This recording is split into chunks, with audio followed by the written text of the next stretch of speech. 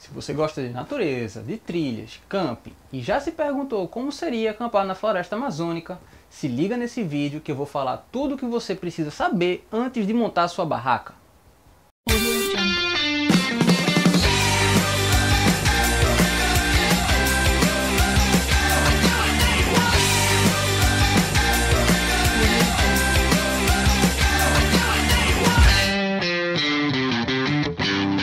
Durante o mês de outubro eu estive na cidade de Manaus, no Amazonas, e lá eu tive a oportunidade de fazer um passeio de 4 dias e 3 noites na reserva do Juma, que é uma área de floresta primária localizada a 80 km ao sul de Manaus.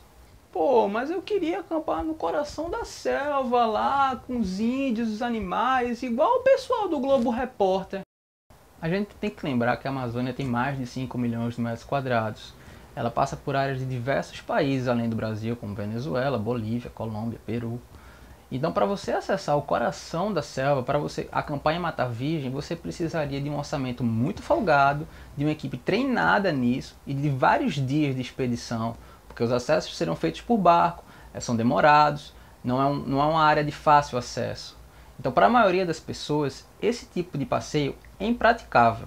O que eu estou querendo mostrar nesse vídeo são os passeios que você pode fazer com segurança para conhecer a selva, acampar e dormir em floresta partindo de Manaus.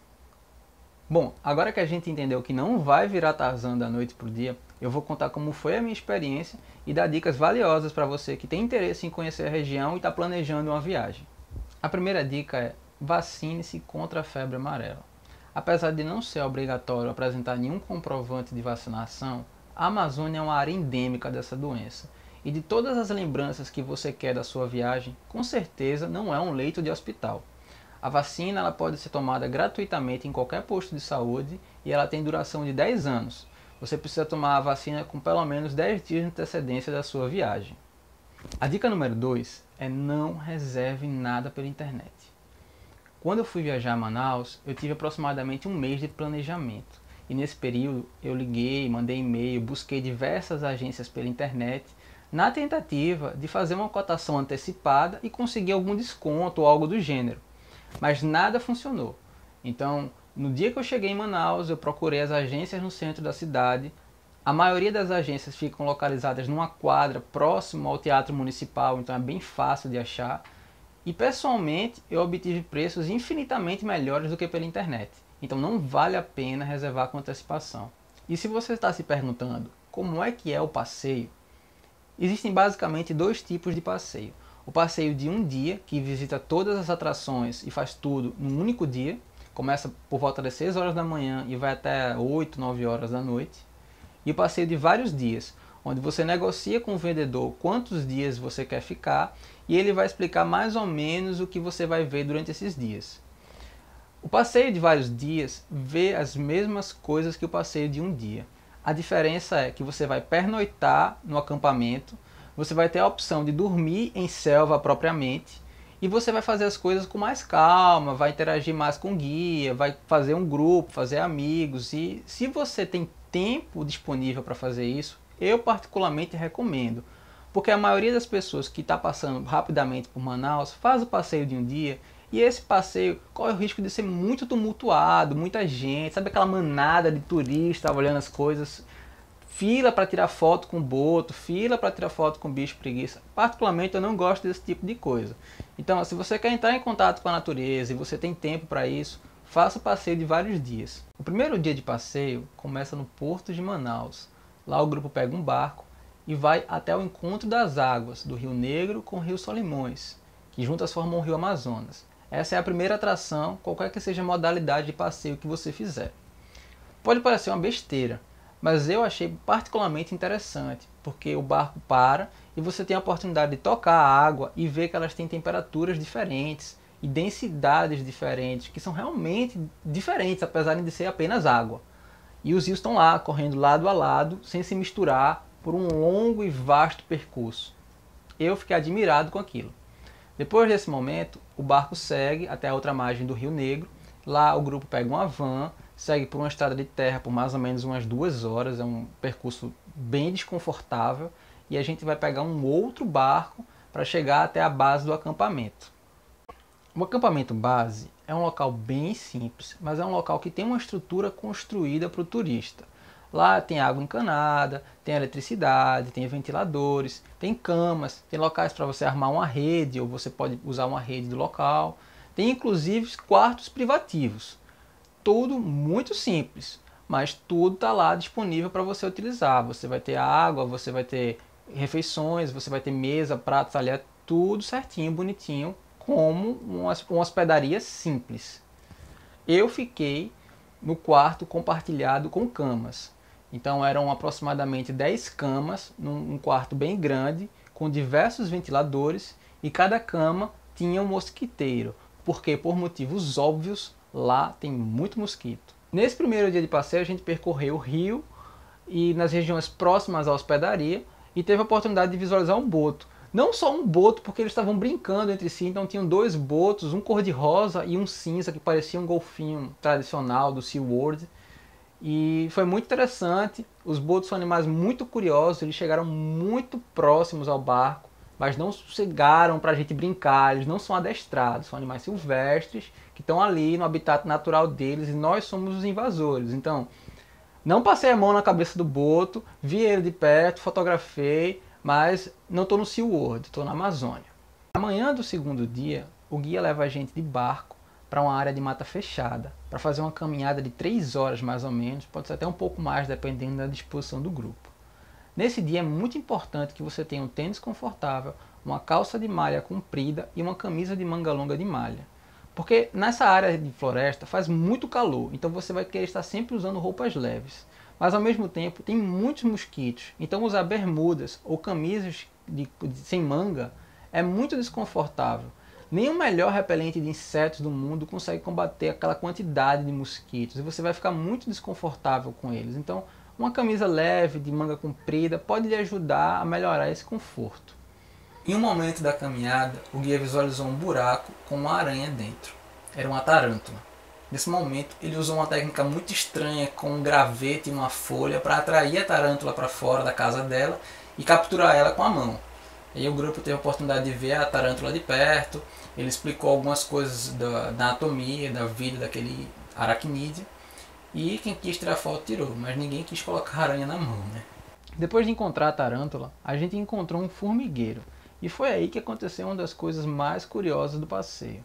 O guia explicou que as pessoas locais não têm o costume de usar repelente de insetos químicos como a gente usa, eles utilizam algumas plantas e as formigas. E aí ele simplesmente colocou a mão dele no formigueiro, deixou que 1 milhão de formigas subisse no braço dele e esmagou elas com a outra mão. Ele explicou que o cheiro do sangue das formigas afugenta os mosquitos e que é menos inconveniente as coceirinhas que a formiga deixa do que a quantidade de picada de mosquito que você tem ali. Depois daí a gente encontrou um bicho preguiça, alguns outros animais, muitos pássaros, alguns macacos pequenos e o passeio se encerrou voltando para o alojamento. Depois do almoço, o grupo sai para uma pescaria de piranhas. É um momento bem calmo, onde as pessoas têm tempo para conversar e pode durar a tarde toda, dependendo do interesse do grupo. Eu nunca tinha pescado na minha vida, e não foi nesse dia que eu consegui, porque nenhuma piranha se interessou na minha isca. Algumas até beliscaram e você sente que ela está puxando o anzol, mas quando você puxa ela é mais esperta que você e ele faz de trouxa. No final da tarde a gente volta para a hospedagem, descansa, janta e à noite nós saímos para fazer uma focagem de jacarés. A focagem de jacaré ela é feita sempre à noite porque é um animal com hábitos noturnos e porque o guia usa uma iluminação para encontrar o jacaré no escuro, o que é bastante interessante porque está totalmente escuro e você consegue ver que tem um jacaré ali no canto. Dependendo do tamanho do jacaré, o guia tem a oportunidade de capturar o animal e colocar no barco e deixa as pessoas segurarem para quem quiser tirar foto ou filmar ou fazer alguma coisa. Ele também explica sobre os hábitos do jacaré e mostra uma coisa que é muito interessante, que é ao fazer cócegas no nariz do jacaré, o mesmo se sente hipnotizado e automaticamente abre a boca. Na manhã do terceiro dia, o grupo sai de barco e vai até a casa de um morador da região. Eu acredito que não seja sempre a mesma pessoa, mas que a agência de turismo tenha contato com 3 ou 4 famílias que se disponibilizam para fazer essa participação no passeio. É uma casa muito simples, com uma família também muito simples, pessoas muito humildes. E eles contam um pouco da história, de como funciona o entretenimento deles, como eles fazem para ir ao hospital, como fazem para levar as crianças à escola. Nos fundos da casa há uma espécie de manufatura de farinha de mandioca. Então o patriarca convidou o grupo para conhecer o processo de fabricação, mostra como faz para moer a mandioca e como ele extrai aquele sumo venenoso da raiz, e que ele passa muito tempo assando a mandioca num tacho a lenha com uma chapa de ferro muito grande. Inclusive ele usa um remo para mexer a mandioca lá que está assando, para não queimar. É um processo bem cansativo, super artesanal e bastante penoso para aquela família. Nesse ponto, você conclui o ciclo básico de atividades do passeio da floresta. Ou seja, depois da manhã do terceiro dia, as atividades que você vai fazer são mais ou menos uma adaptação de alguma coisa que você já fez. O guia vai te levar para outra área de floresta para fazer caminhada, ou vai te levar para outra área do rio para você ver outros animais, ou tentar fazer uma atividade que o grupo tenha gostado muito novamente. Mas espera aí, eu comecei esse vídeo falando em acampar na Amazônia e até agora eu não dormi no meio do mato. Isso aconteceu na noite do terceiro para o quarto dia. Durante o jantar, o guia perguntou quem estaria interessado em fazer um pernoite na selva, dormindo em redes, armada nas árvores, mas sem nenhuma estrutura de hotel, sem banheiro, água, ou luz, ou eletricidade, nada. Basicamente, um camping de verdade. Como era apenas um pernoite e o guia já estava levando as redes e a comida, não era necessário muita coisa, apenas 1 litro de água por pessoa ou mais, o repelente de mosquitos ou algum item que fôssemos utilizar. Nesse ponto eu acho muito importante você colocar uma lanterna, porque eu acreditei que o meu celular daria conta, o flash do celular seria suficiente e realmente não foi. Na floresta, depois de 7h30 para 8 horas da noite, é muito escuro. Chegando na área de camping, o grupo se organiza para montar as redes, a estrutura onde todos vamos dormir, fazer uma área para fazer uma fogueira, esquentar o jantar, separar a lenha. Depois de 7h30 para 8 horas, depois que nós comemos e conversamos, a floresta está bastante escura, então você não consegue andar sem uma iluminação. Se você tem aquela lanterninha que prende na cabeça, é excelente, mas se você não tiver uma de mão, com certeza serve. O flash do celular não é suficiente, não é suficiente. E aí a gente saiu, foi focar alguns animais de hábito noturno, viu outros jacarés, outras aranhas e tal. Mas a gente se recolheu para dormir muito cedo, por volta de 8h30 para 9 horas, porque realmente não havia muita coisa para fazer ali. E se você já fica desconfortável quando chega o verão e os mosquitos invadem a sua casa para lhe picar, quando você vai na Amazônia e invade a casa deles, é muito pior. Era insalubre a quantidade de mosquitos que picava a gente o tempo todo. A gente precisava se abanar, bater a camisa, bater a roupa com boné ou qualquer coisa para conseguir aguentar. Então, como a rede tinha um mosquiteiro protegendo, a gente quis se recolher o mais rápido possível para ficar no abrigo daquele mosquiteiro. A hora de dormir é muito difícil.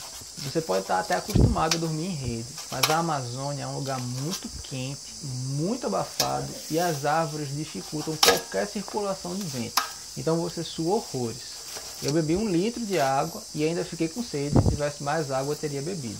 Também acordei muito cedo, acho que entre 4 e 5 horas da manhã eu já estava acordado, vi que tinha outra pessoa já acordada também, levantamos, conversamos um pouco. Esperamos o resto do grupo acordar, que não deu mais de 6 horas, e todos levantaram, recolhemos as coisas do acampamento e voltamos para a hospedagem para tomar o café da manhã. E é isso. Se você assistiu o vídeo até aqui e acha que ele está valendo um like, deixa o seu like. Se você acha que esse vídeo não vale um joinha, mas vale uma pamonha, mande sua pamonha. Dá muito mais trabalho, mas eu adoro pamonha do mesmo jeito. Você também deve deixar nos comentários dúvidas, sugestões e lugares que você gostaria de ter mais informação para planejar uma viagem, que você quer conhecer futuramente. Eu vou ficando por aqui, mas qualquer hora eu volto de algum lugar desse planeta Terra.